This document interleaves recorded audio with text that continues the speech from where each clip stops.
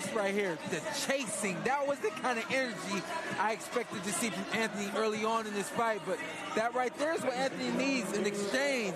A moment to land a big punch. He chased Roy down. Roy comes right back. Now we got an exchange. Right hand land right there. He should have created more moments like that through the course of this fight.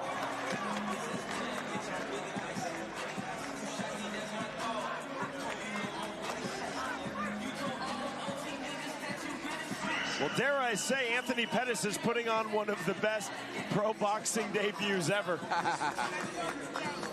But of course, Anthony Pettis, truly one of the greatest 155-pound fighters in the history of pro MMA. Lightweight champion for both the UFC and WEC. Facing Roy Jones Jr., truly one of the greatest pound-for-pound boxers of all time. World titles at 160, 168, 175, and heavyweight. We're in the cruiserweight division for this, our main event. 8th and final round. Leaping left hook from Roy Jones Jr. Left hook again from Jones. Another thing that Pettis doesn't have, or at least I don't think he has, is that internal clock of a 3-minute round. And so Roy, look to see Roy kind of step it up, like probably every 30 seconds, he'll do a little bit more. I love to see Anthony be able to do that. I just don't know if he has the ability to, because this isn't his normal arena. Sean, that's an outstanding point, because for the Pettis internal clock, it's set at 5 minutes. Exactly, yeah. So, you know, it's just a little harder for him to really fill out each round and at what point in each round he actually is in. Fade from Pettis.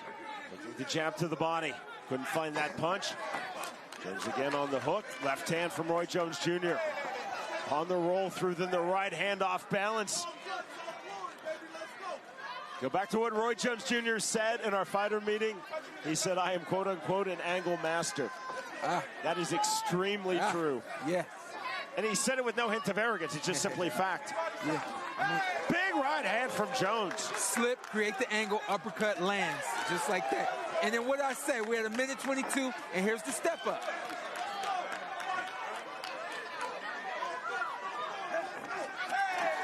That's another thing we talk about in the boxing game is gears. You got to go from gear 1 to gear 2 to gear 3 to gear 4. What kind of car are you? If you're a Corvette, you got 8 gears. Roy used to have 8. Where's he at now? Is he a 6-cylinder now? Where's he at now? When I win world titles, I will comment on that. Roy used to have 10 gears, huh? Pettis coming forward. On the right hand. Left to the body from Roy Jones Jr. 40 seconds remaining in our main event. Both fighters looking for one more significant sequence. Pettis on the underhook, gets the separation from referee Benji Esteves, who has done an outstanding job as a referee letting our main event flow. Almost no stop-start in this fight. Up jab from Jones. Clean 1-2 from Pettis. 1-1-2 from Anthony Pettis on the entry. Roy Jones Jr. putting his back against the ropes, throws that right hand. Overhand left, Pettis to the body. Swing and a miss from Roy Jones Jr. That is the end of the fight. Roy was a little light right there at the end. I gotta point it out. He's a little light right there at the end. Very good fight by both gentlemen. Good opening debut for Anthony Pettis. At home, I think the crowd not as enthused as they expected to be at the end of this fight.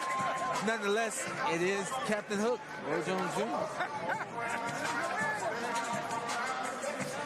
Anthony Pettis clearly feels very good about his performance.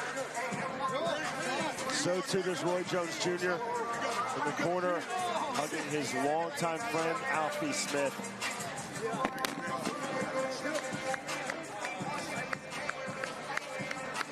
Refreshing in this fight, Showtime Sean. Again, there was no animosity, all respect. Animosity is not always needed in order for a fight to be great. Usually it just takes two great sportsmen to get in the ring and you know, just do what they do well.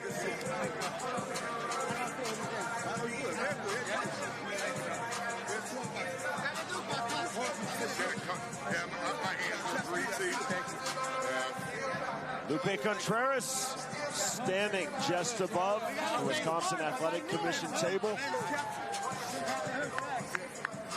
The scorecards have been tallied. The official result has been now given to Lupe Contreras. 5. Roy Jones Jr. versus Anthony Pettis. An extremely intriguing fight, goes the distance. And with that, we go to Lupe Contreras. Ladies and gentlemen, after going the distance inside the game-bred boxing ring, we go to the scorecard to determine a winner. Judge Echo scores the bout 76-76, a draw. Overruled by Judge Morley, who scores the bout 77-75, and Judge Fitzgerald, who scores it 78-74. All in favor of the winner by way of majority decision. From Milwaukee, Wisconsin, Anthony Showtime Pettis.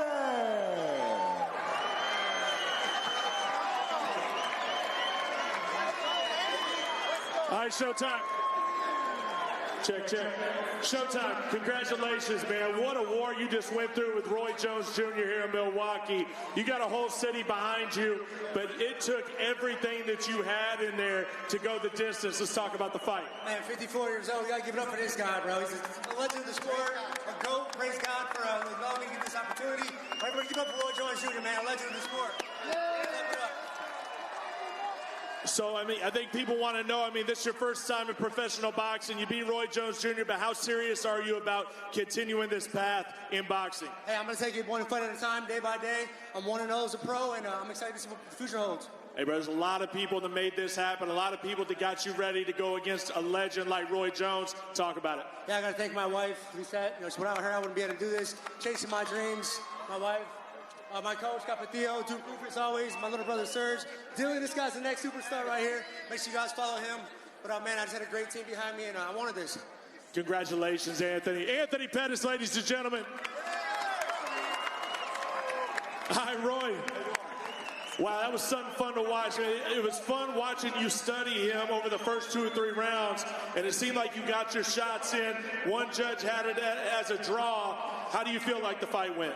Well, it's like for me, I like to come and entertain the fans. So my job is to make sure the fans get what they paid for, and I'm all good with that. I think it was a good fight. I think he did a great job. I thought he fought a very smart fight.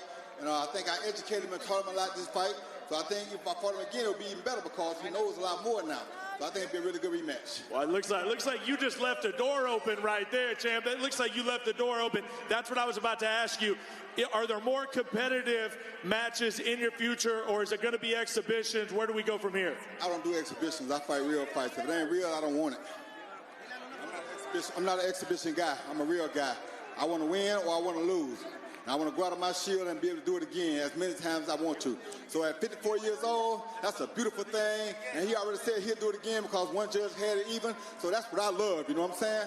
I love to do it again. Let's go. We'll be honored, bro. Let's do it again. See, that's what real men do. Real men don't cry about it. We fight about it. There it is, ladies and gentlemen. Let's hear it out here. Anthony Showtime Pettis, Roy Jones Jr.